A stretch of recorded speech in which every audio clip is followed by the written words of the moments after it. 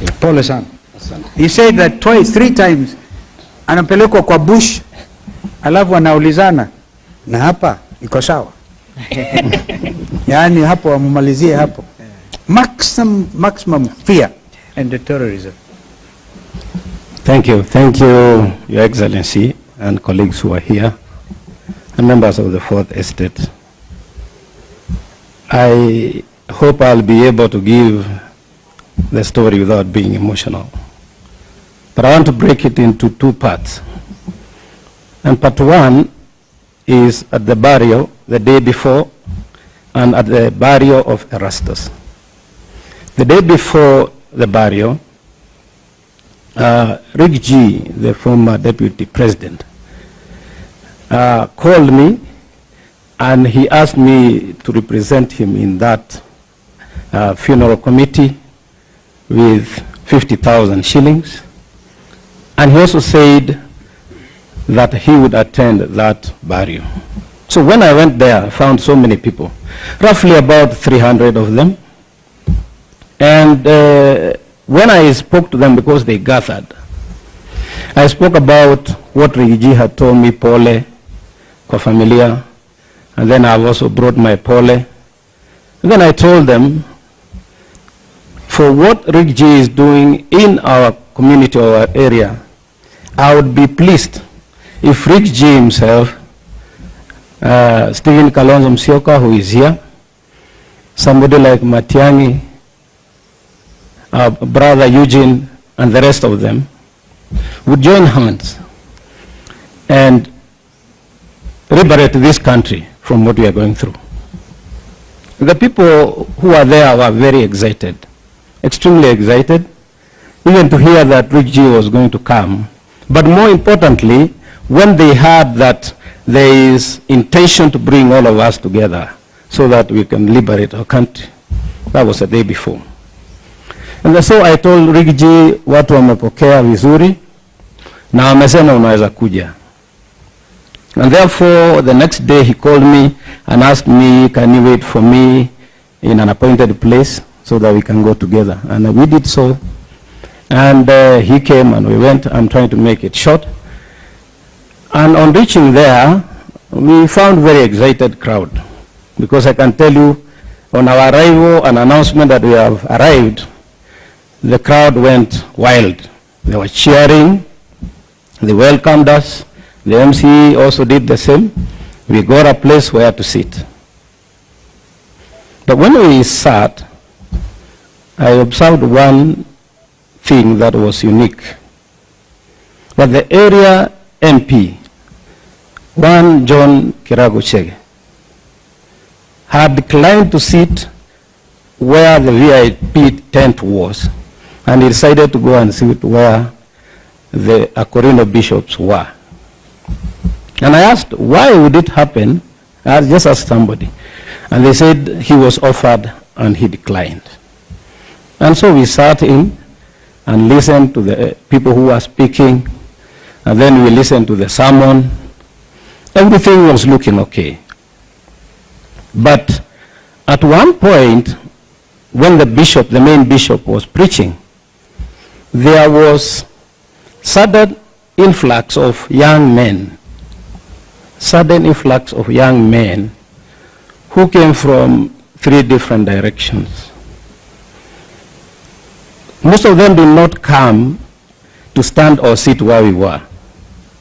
What they did is that they sat next to the fence, others near the gate, and the rest were somewhere near the toilets. And at one time I remember I went to the washroom, and there is, now when I was thinking later, there was this one person who had a cape and had a mask, was like hooded, who from afar escorted me to the toilet, though I had my voice.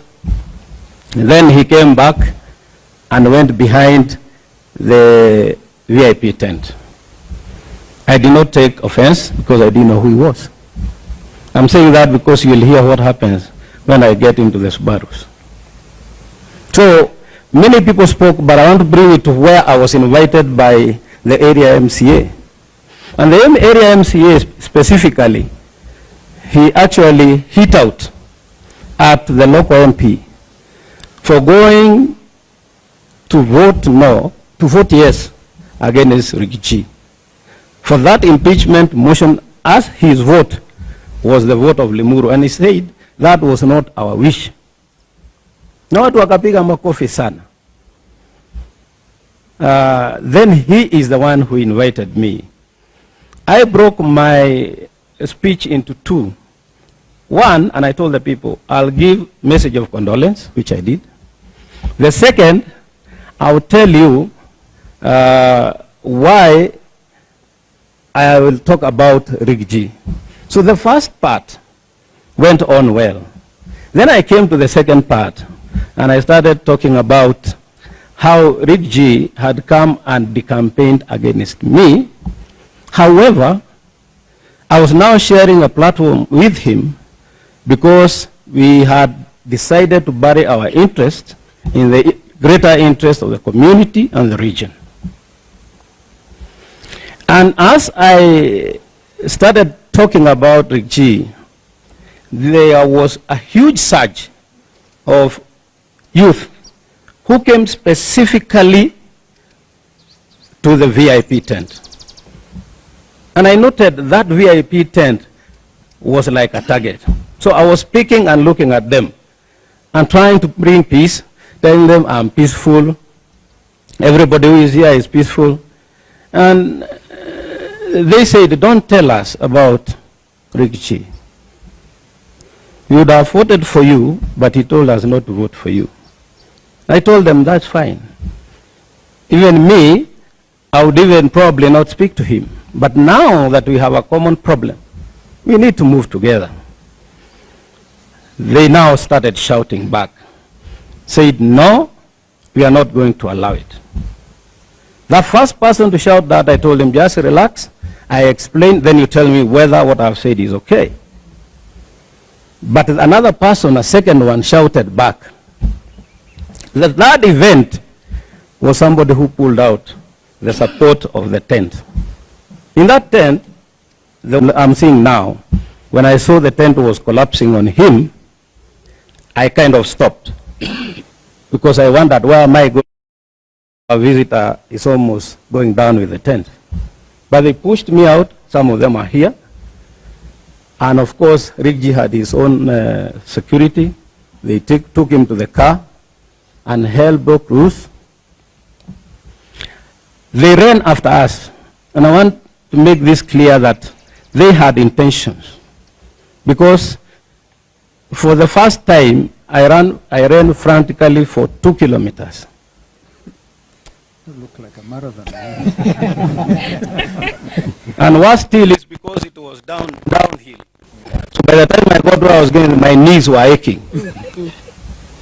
Yeah, it's not a laughing matter, but we can laugh about it.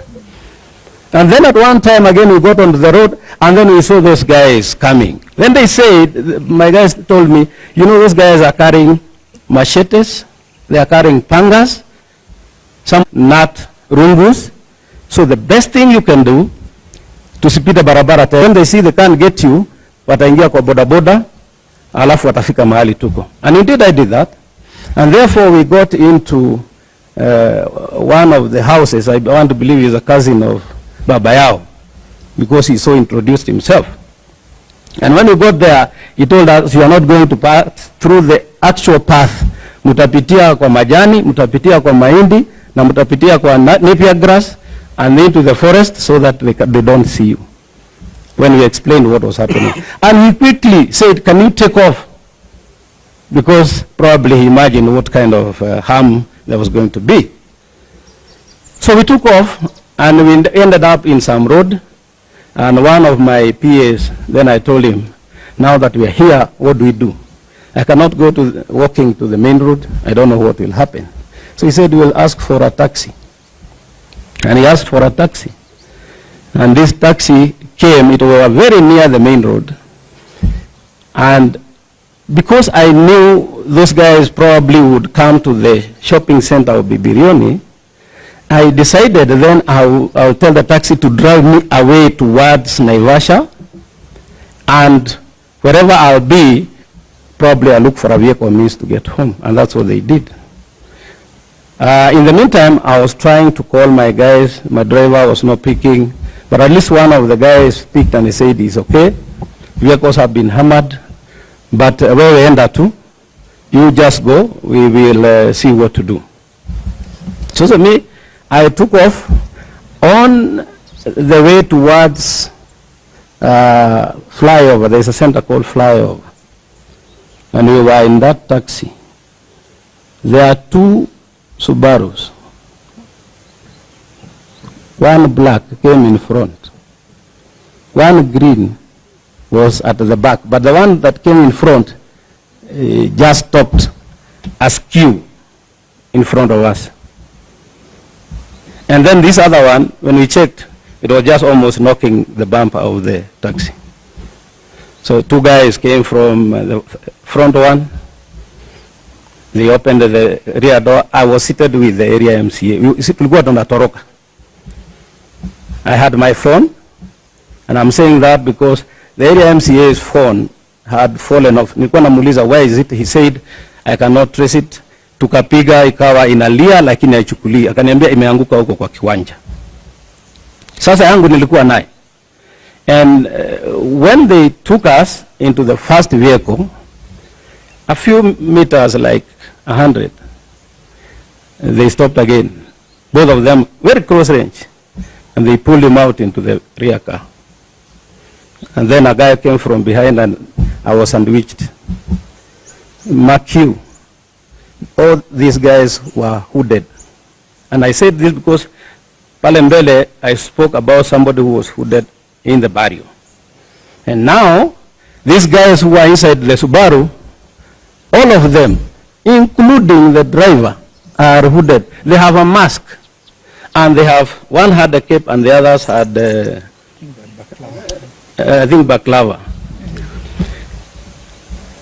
Now, one of the things I was told is, lazima utatii na utakaa hapo. Na tukikuuliza, I'm saying this because they were speaking in Swahili. Na tukikuuliza kitu ujibu. Umesikia?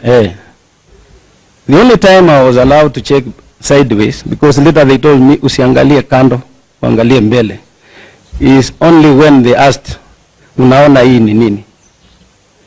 Na pande hiyo ingine ni nini? Those were shotguns. I've been a chairman of security, I know them. Now, one of the significant things is, nimeona they have shotguns. The numbers, the vehicles don't have number plates. And the guy in front has a walkie-talkie. So my conclusion was, who would be like this, driving a vehicle like this? Having seen what Gen Z was going through, nikajua I am in for it. And so I said I will answer. And the long and short of it, the questions were telling. One question I was asked immediately is whether I love myself. And I said yes. The second thing they asked is, do you have a wife? And I said yes. Do you love her? And I said yes. Tunaenda tu. Do you have children? Yes. How many?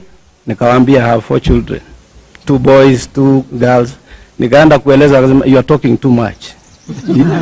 You must answer after you are asked a question. So nikasema ndio saa. And therefore they asked, do you have these children? Yes. Wanafanya kazi? Ndio. Unawapenda? Ndio.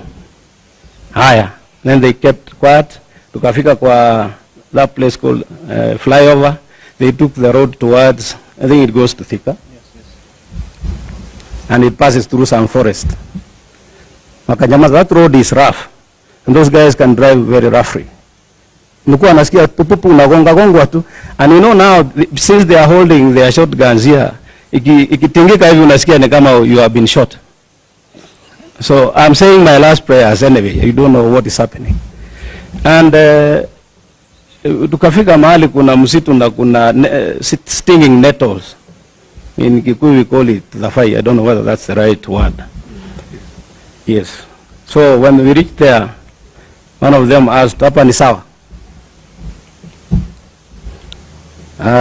Akasema hapana. The other one said no. Tukaenda kidogo, wanaingia kwa msitu. Na hapa hapana. Can tell me which road? I think it goes towards that hospital Kijabi or something. Yes. And they stopped at some forest, and then hata mmoja alitoka hapo. Kaulizwa hapo ni sawa? Akasema hapa ni sawa. Mimi nikasema now that is it. I'm done. At that point, jamaa karudi akasema, hebu niambie, wewe uko na Twitter account? Nikamwambia ndio. Nani anakuandikia hiyo Twitter account? Nikasema ni mimi, I do it. Ni vitu gani unaandika hapo? Nikamwambia naandika zile vitu naokota kutoka kwa group, na vile Kenya kunaendelea, kama kuna shida naandika. Kwa hivyo wewe ndio unajua sana. Nikamwambia hapana, ukiangalia zile vitu nimeandika zote ni zile watu wengine wanasema. Na wewe unapenda serikali? I know I lied because I said yes. Because I don't love it. To survive. Yeah, I lied. I said yes. I said, wakasema, haya, twende. So we went down and they got onto the Mahiu Road, and then we took off towards Narok. Now towards Narok, we got into a place, kuna mahali hakuna manyumba, but there are some thickets. They stopped there. That was the third time. And said, hapa ndio mwisho. So I didn't know whether ni mwisho ya safari ama ni mwisho yangu. Kasema hapa ni sawa kabisa. So I asked, mlikuwa mnataka nifanye aje? Because mimi sijaongea kitu mbaya. Mkiangalia vile niliongea pale kwa mazishi, nyamaza. Sisi tuko kazi. They said, keep quiet, we are doing our work. Kasema asante. Even bad things wakisema nasema asante. Then all of a sudden tena wakapinduka, and from that point towards Mahiu, there was intense discussion between them and somebody. Ule alikuwa mbele ndio alikuwa anauliza wanasema kilo chali bravo something, vitu kama hizo. I know it's some coded word, and mostly used by police. Now having been a chair of security, I know that, and maybe other people they use. But now I'm convinced that hizi magari hasina namba, watu wako na guns, wamejihud na wanaongea kilo chali, and I saw what happened to the agency. Then I knew I was obviously with those kind of people who are molesting peace-loving Kenyans just to stifle democracy. And so they took off talking, very coded, extremely coded language, na wakaja towards Nairobi, branched off. In fact, kuna mahali walipitia wrong side, pale ndio waingie Southern Bypass. And they got into Southern Bypass. They started driving slowly. There was a conversation that was intense with coded words. And then they said, unajua tunaweza kukua. Now, when they said this, and I knew that road goes towards Ngong Forest, I knew my life is over. Nikasema ndio, but hakuna kitu kibaya mimi nimefanya, na hakuna mtu nimetusi. And so tukaja tu hivyo. Then they started speeding, and that conversation finally how it ended along bypass was yes sir, copied. The last word was yes sir, copied. After copied, brakes, zikapigwa brakes, gari. I was alone. I never saw, I don't know how we lost the other one. But you know, I was told to face front. So sijui kama ingine inakuja ama ikuji, sijui, I'm only seeing up in between this guy and the driver. And therefore, along, when they said, yes sir, copied, wakapiga brakes, gari kasimama, they told me, toka umbwa wewe.